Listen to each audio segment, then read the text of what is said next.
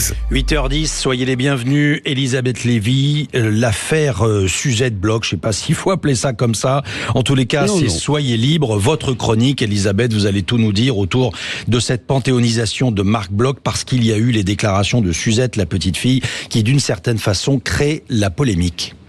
Moi, je voudrais d'abord, parler de Marc et Simone Bloch, qui reposent au Panthéon. Et c'est bien là qu'est leur place. Marc Bloch a été un grand professeur, un historien génial, un mari follement amoureux par ailleurs, un soldat courageux, un résistant héroïque et un républicain passionné. Bref, un grand Français qui a littéralement donné son corps et son âme à sa patrie.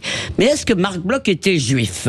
Drôle de question, me direz-vous. Et pourtant, hier, elle était dans l'air. Car Suzette Bloch, la petite fille, concédait, refusait qu'il soit honoré comme juif, concédait qu'il était un athée d'origine juive, ce qui ne veut strictement rien dire. Mais passons.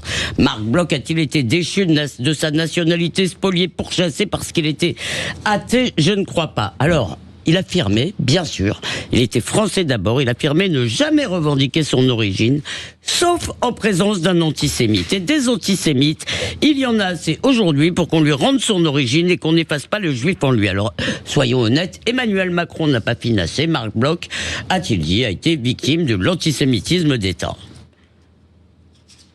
On écoute le président de la République. De prendre sa revanche sur l'affaire Dreyfus. Le cas de Marc Bloch montre que dès qu'il faut s'en prendre à un juif, il se trouve toujours un préfet pour réquisitionner, un policier pour perquisitionner, un juge pour condamner, un universitaire pour justifier, un journaliste pour approuver, un voisin pour dénoncer et tant d'autres pour détourner le regard. Donc le président a été à la hauteur de l'événement, Elisabeth. Écoutez, peut-être que je suis assez bon public, disons, pour le grandiose républicain. De temps en temps, ça fait du bien, non, franchement. Mais pour une partie, pour l'essentiel, peut-être c'était un beau discours. Sauf en ce qui concerne notre présent.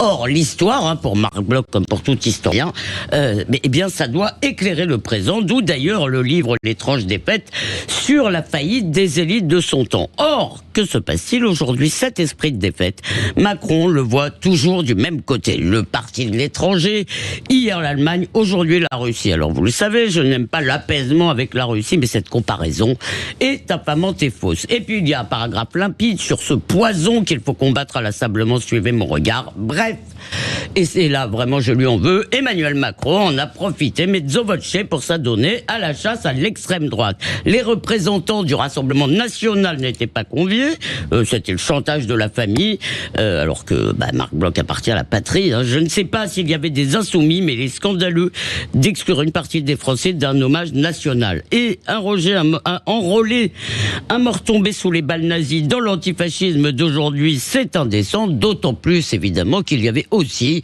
dans la collaboration des tas de gens qui venaient de la gauche.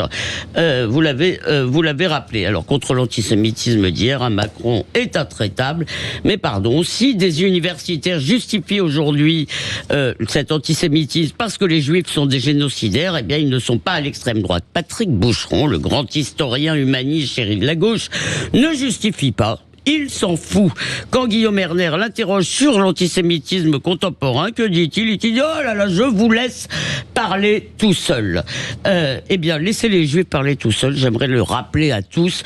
Ce n'est pas une option, parce que l'antisémitisme qui flambe aujourd'hui, ce n'est pas l'affaire des juifs.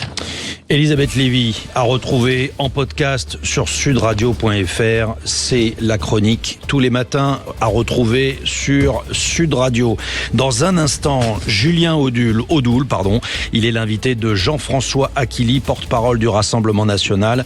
On reviendra bien entendu sur la polémique autour de la climatisation. Cette affaire de climatisation commence à devenir une affaire très politique. C'est le grand rendez-vous politique. Il est 8h15 sur Sud Radio. Soyez les bienvenus. À tout de suite.